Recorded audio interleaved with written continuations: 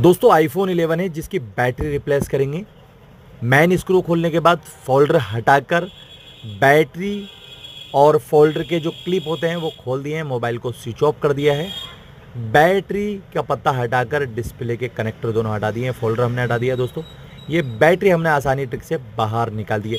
ये एक नई टाइकोन की बैटरी आई है, कस्टमर लेकर आ गया था अपने पास से, कहीं होलसेल से परचेस करके हमारे पास आया, बोला भैया ये बैटरी लगा दो।